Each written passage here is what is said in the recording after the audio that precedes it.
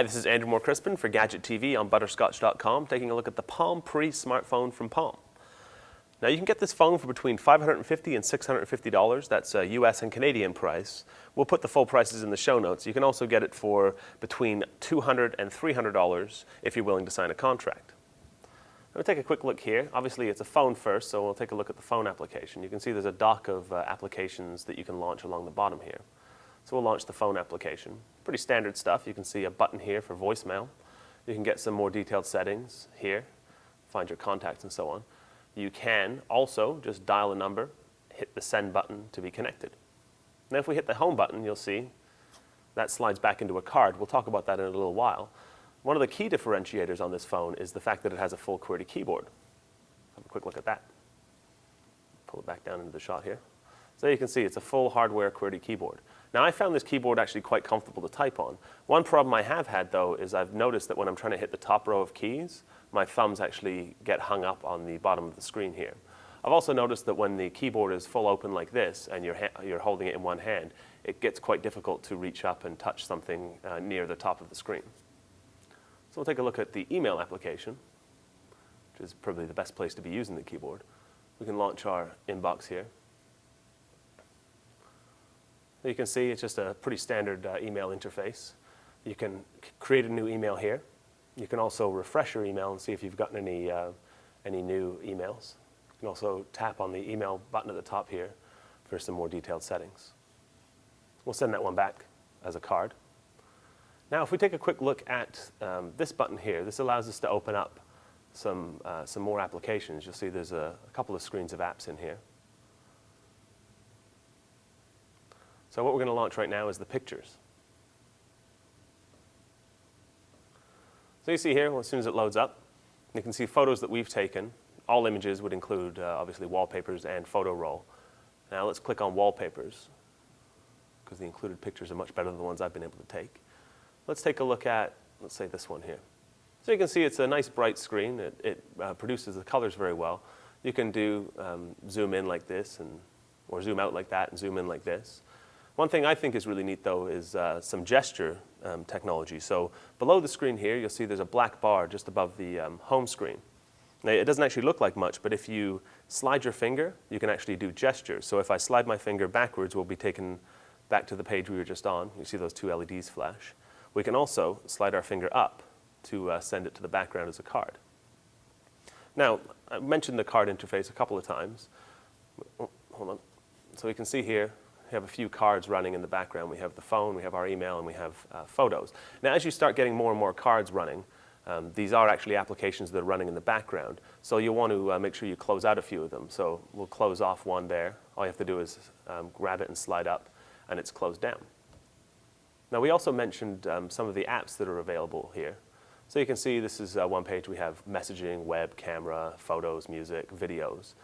Music will sync up with your iTunes. We have heard some complaints of people not being able to sync with their iTunes. In my experience, I just plugged it in and it actually just pretty much worked right away. So we can see here is a few applications that we downloaded. We downloaded a Speed Brain game, AccuWeather, Pandora, Connect 4. We'll get into the app catalog in a moment. You see there's a Maps application here too. And there's an onboard GPS, which will allow you to pinpoint yourself on a Google map. We'll slide across. You can see app catalog.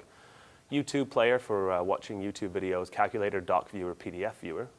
And you can see here, this is where you'll modify some settings. You can choose your sounds and ringtones. You can add new Wi-Fi networks, connect to a Bluetooth, PAN, activate locational services, get updates, and all that kind of stuff. Let's have a quick slide back here. One thing I did actually want to mention was the web browsing application. I want to show you how quickly it's able to render a page.